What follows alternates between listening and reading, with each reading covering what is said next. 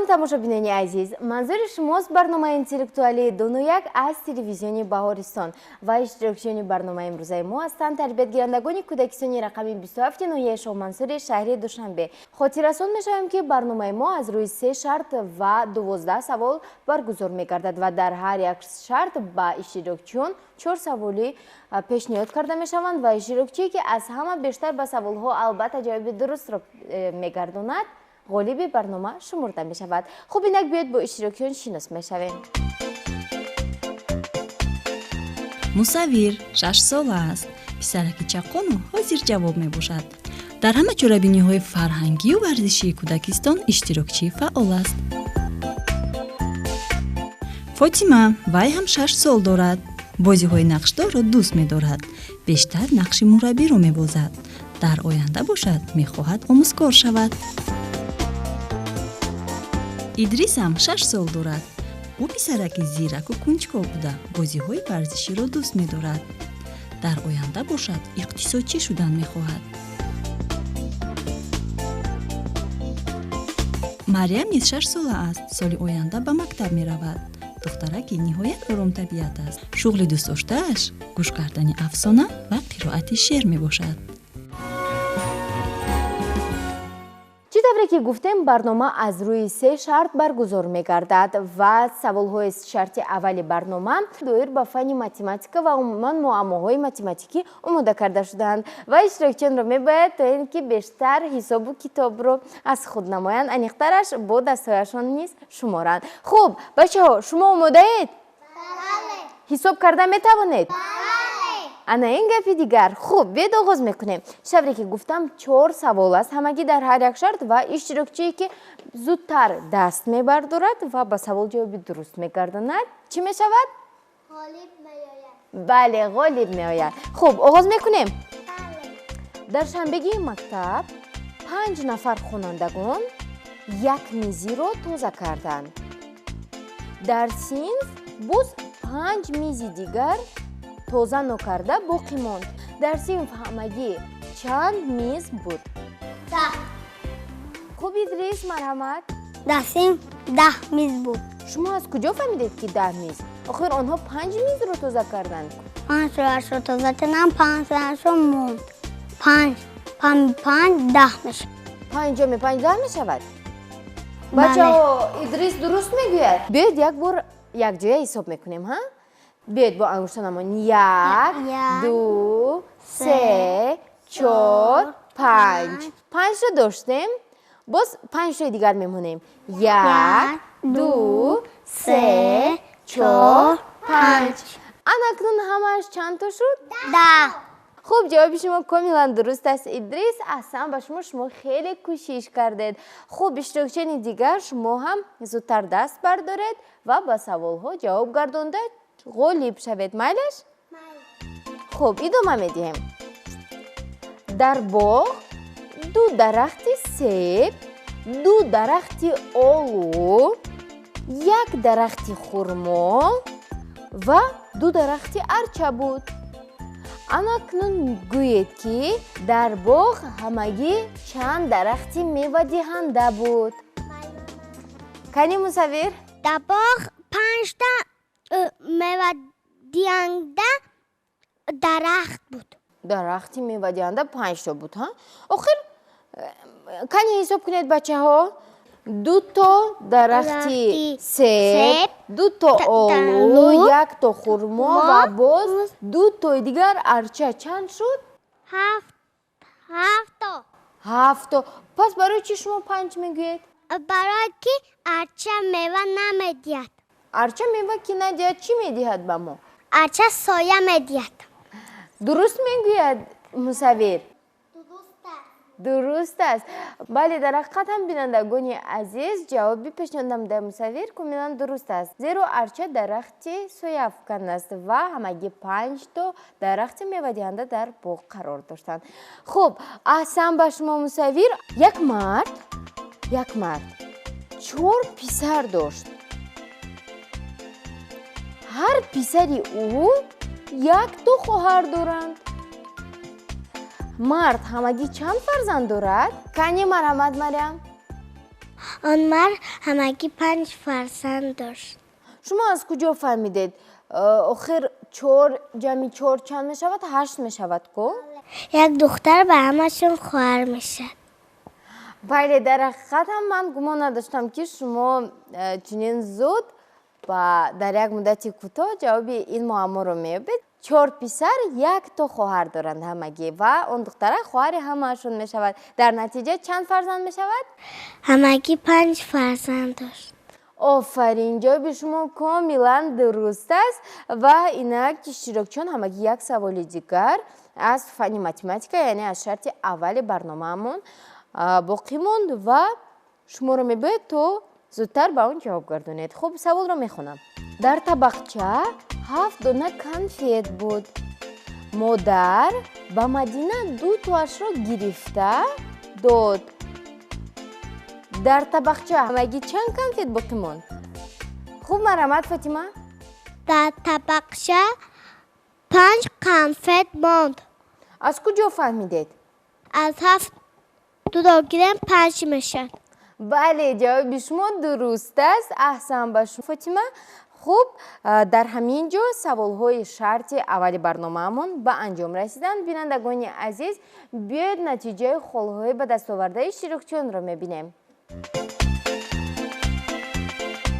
شرط اولی برنامه خیلی جالب بود.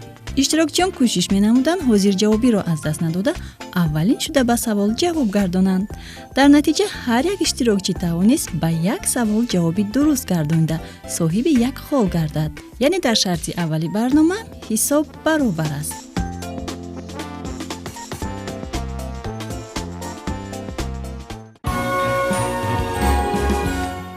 اینک بینندگان عزیز، رسیدیم به شرط دوم و سوال‌های شرط دوم خیلی جالب و شوق‌آور هستند، زیرا اونها از افسانه و فیلم‌های تصویری و شعرهای بچگانه گرفته شدند و به اشتراکچیان یگان مشکلی ایجاد نخواهند کرد. میخواین بچه‌ها؟ بله. فیلم‌های تصویری تماشا میکنید؟ بله.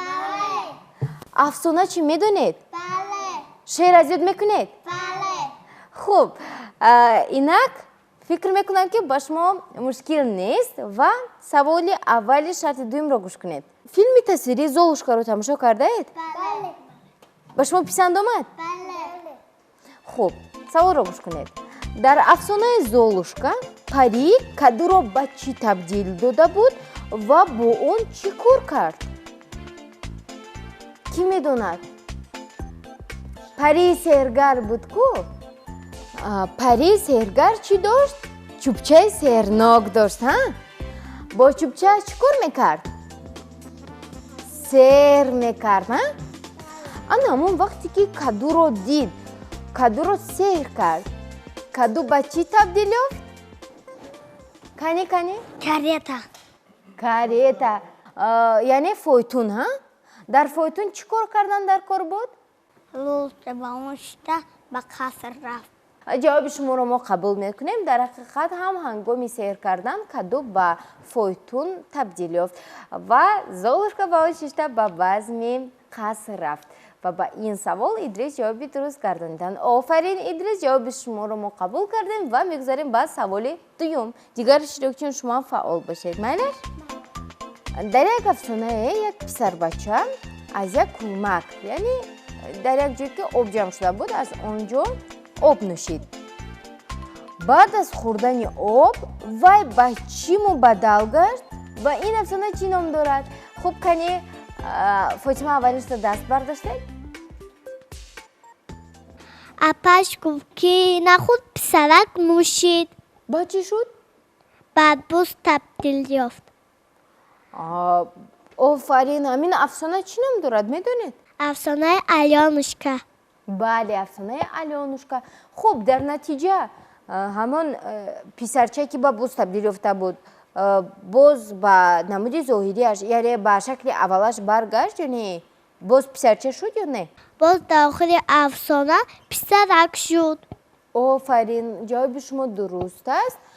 و در حقیقت هم بینندگان عزیز، در افسانه الیانوشکا پسرک با گپی اپاش گوش ندادن، آب رو می نوشد از کلمک و در نتیجه ба бузича табдил меёбад ки бо талошҳои зиёд дар охири афсона албатта боз ба намуди аввалаш бармегардад ва ба ин савол Фотима ҷавоби дуруст гардонидан. Офарин Фотима ва иштирокчиён. Ду саволи дигар дар шарти дуюми барнома боқӣ мондааст. Кӯшиш кунед зудтар даст боло карда ҷавоб гардонед. Майраш?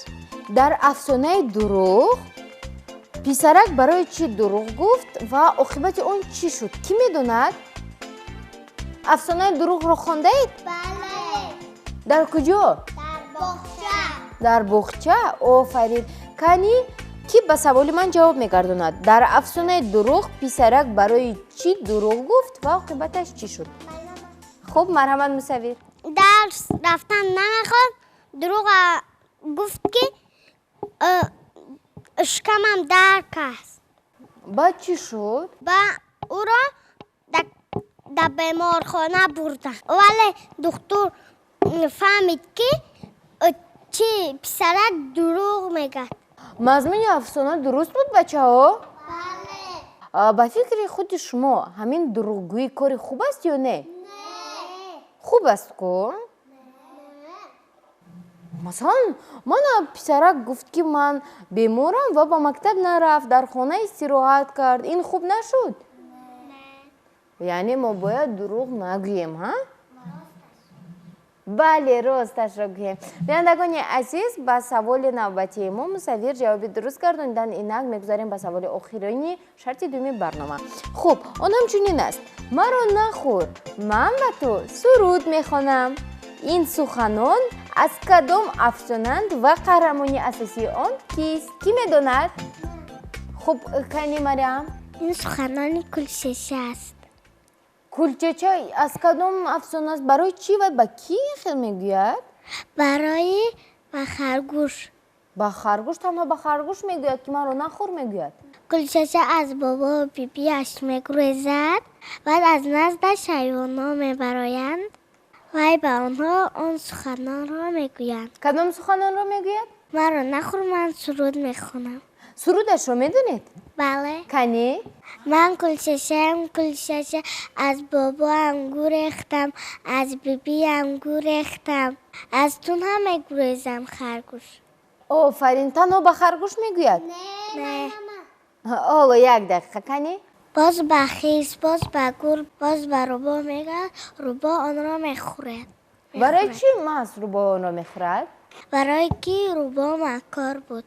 Офарин, аҳсан ба шумо Мариам, шумо хеле кӯшиш кардед ва ҷавоби шумо комилан дуруст аст. Инак бинандагони азиз, 4 саволи шарти дуюми мо низ ба анҷом расид ва фурсати он расидааст ки холҳои иштирокчиёнро дар шарти дуюм низ шуморем. шарти дуюм низ мисли шарти аввал хеле ҷолиб ва шавқовар буд. иштирокчиён боз ҳам кӯшиш менамуданд аввалин шуда ба савол ҷавоб гардонида соҳиби хол гарданд ва дар натиҷа ҳар як иштирокчӣ тавонист як холиро ба даст орад.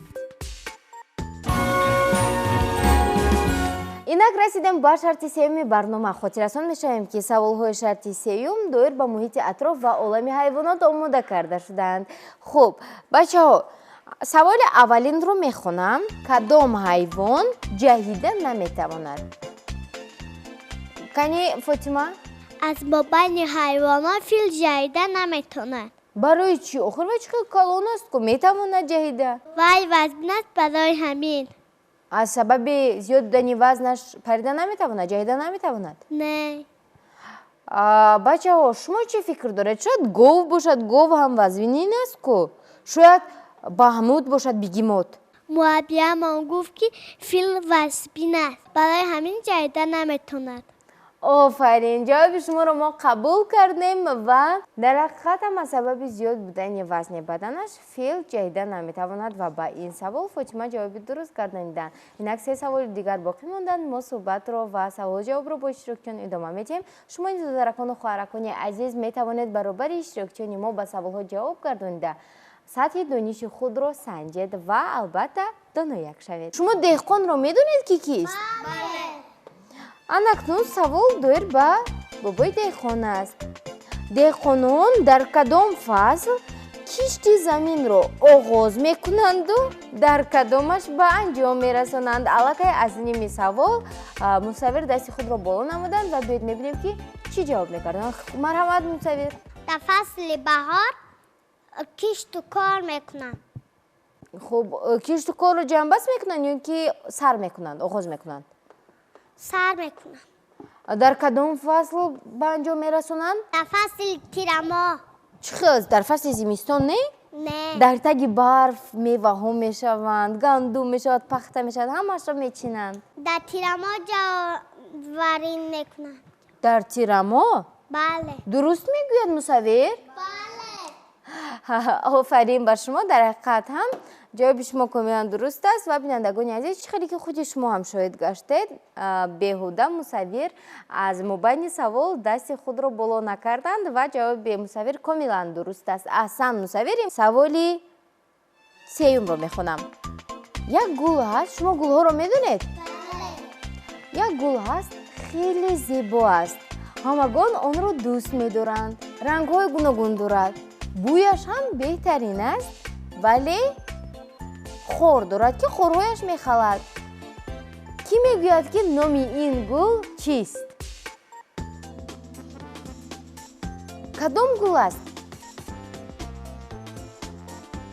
мо онро туҳфа мекунем, вале хеле зебо аст. ранги сурх мешавад, ранги зард, ранги сафед мешавад, вале ҳангоме ки мо онро чидан хоҳем ё ки кандан хоҳем, хораш дастамонро мехалад.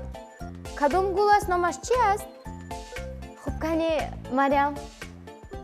گلی لاله. гули лола. хуб Фотима, шумо ҳам даст бардошта будед. кани ҷавоби шуморо мефаҳмед? صدبرگ. садбарг. бале, ҷавоби шумо дуруст аст. дар ҳақиқат ҳаман акнун ҷавоби дуруст пайдо шуд ва ин гули лола нест, зеро гули лола ба дасти мо хораш намехалад, умуман хор надорад. ва ин гули кадом гул аст? صدبرگ. садбарг. бале, ба ин савол Фотима ҷавоби дуруст гардониданд. хуб аҳсан Фотима ва бачаҳо, як саволи дигар мондааст. ҳамагӣ як савол. Як? бале, як. касе ки ба ҳамин савол ҷавоби дуруст гардонад, шояд ғолиби барнома шавад. мусаввир аллакай ҳиссиёти ким чӣ хел аҷоиб фаро гирифт. Фотима бошанд аллакай гарм шудан худро шамол дода истоданд. хуб шумо хавотир шуда истодаед? ана акнун ман саволро мехонам. паша, мурча, шапарак ба кадом гурӯҳ дохил мешаванд? паша, мурча ва шапарак ба кадом гурӯҳи ҳайвонот дохил мешаванд? ман якчанд гурӯҳи ҳайвонотро номбар мекунам ва гӯед ки паша, мурча ва шапарак ба кадоме аз онҳо дохил мешавад. бо диққат бошед. паррандаҳо, хазандаҳо, ҳайвоноти обӣ ё ин ки ҳашаротҳо. ба кадомаш? паррандаҳо, хазандаҳо, ҳайвоноти обӣ ва ҳашаротҳо. ба кадомаш дохил? кани آنها در گروه حشرات ها. дохил мешаванд? بله. барои чӣ паррандаҳо не? масалан паша мепарад, ҳа? بله. шапарак ҳам мепарад. بله. паррандаанд онҳо? ҷавоби охирини шумо ба кадом гурӯҳ дохил мешаванд? حشرات ها. ҳашаротҳо. аз куҷо медонед? در باغچه‌مان مربی‌مان میگوید. бо шумо мегӯянд, ҳа, дар ин Бале. бора? ба фикри шумо ҷавоби мусаввир дуруст аст? офарин. хуб бинандагони азиз, дар ҳақиқат ҳам гарчанде ки паша ва шапарак парвоз карда тавонад ҳам, вале онҳо ба мисли мурча ба гурӯҳи ҳашаротҳо дохил мешаванд ва ба ин савол мусаввир ҷавоби дуруст гардониданд. офарин мусаввир ва бинандагони азиз, дар ҳамин ҷо ҳама шартҳои барнома ба анҷом расиданд. фурсати он расидааст ки холҳои иштирокчиёнро дар умум шуморем. дар шарти сеюми барнома аз 4 саволи пешниҳод шуда мусаввир ба 2 савол ва Фотима ба 2 савол ҷавоби дуруст гардонида ду холиро ба даст оварданд.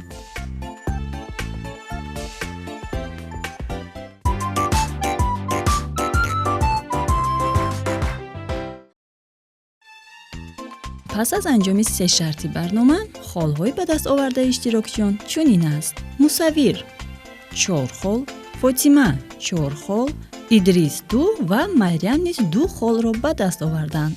از این معلوم می شود که خال‌های مصور و فاطمه برابرند. برای معین نمودن غالب سوال ایلاوگی پیشنهاد کرده می شود.